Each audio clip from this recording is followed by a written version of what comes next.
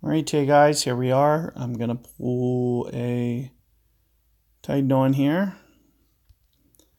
And we're going to go Titan Big Dog and Extra Mile. Make sure that we have a little bit of range for this hole. Make it a little bit easier, see if we can't get an eagle. This is going to be a very, very challenging hole.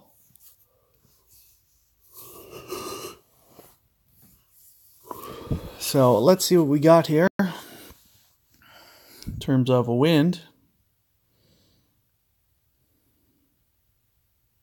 Ooh, straight tailwind, okay. So there's no real benefit to going over to this right-hand side here.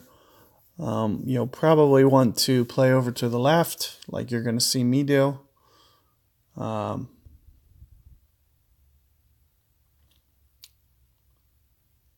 One of the things about going over to that right-hand side is it does make it easy to eagle over there.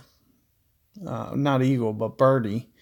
You can lay up very successfully once you create that nice angle back up. Once you go to the right here, you can go to the left very easily and kind of get an unshielded view.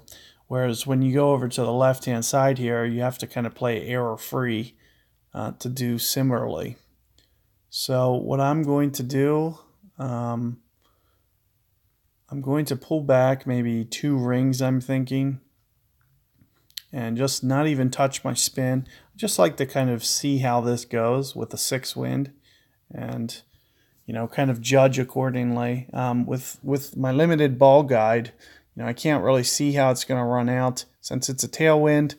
I'm just going to assume that it's almost creating just a little bit of top spin. So that's the reason that because I'll typically put 1 or 2 top spin, but in this case I'm not going to because it's pointed straight downwards, which is almost like a natural bar of top spin there.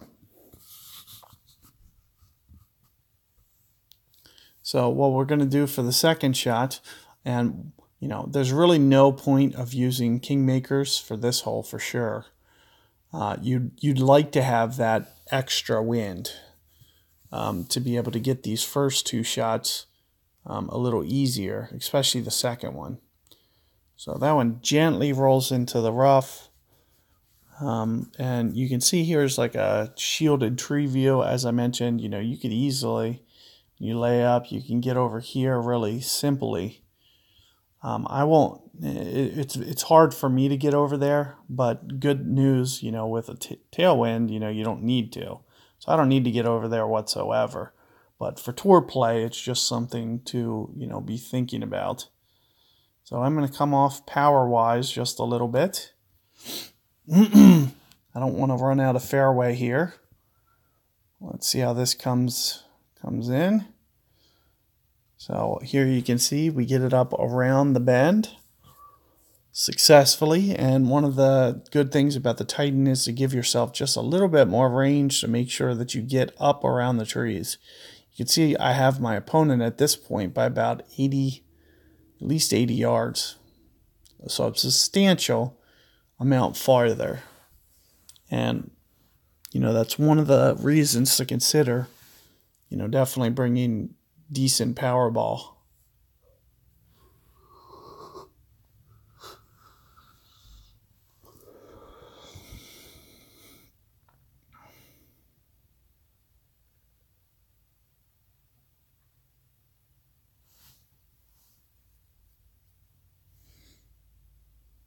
So let's take a look here. I'll usually play it pretty straight up on this hole. So I won't use any elevation or anything. And I'll just try to figure out, my distance a little bit towards min club a bit. So we're at about here maybe, 2.3. Let's just try it, see what it looks like. Hopefully I can put it on the green, would be nice. It looks like I can. So this is a very good drive. Anytime that you can put this ball guide on the green, kind of increases the likelihood that you can make it. So, confidence definitely rises. So let's take a look here, 2.3-ish, right in here.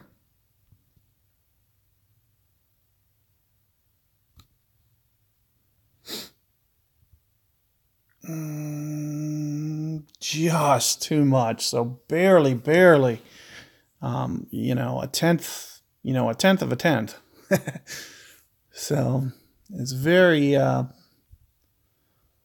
very close to being able to get that one to fall. I do have one more pin chest that I need. I'm at 7 out of 8 right now, so I'm just going to watch this one go in. I'm going to put mine in, and then I'm going to forfeit. And you can see that this hole, you'll have a reasonable chance for eagle. It's really going to come down to that pitch and being able to just hone in on that adjustment, and hopefully getting your second shot up there as far as I could, or very similarly. So you can hopefully put that, copy my spin. You don't want to crank up more than 3 backspin.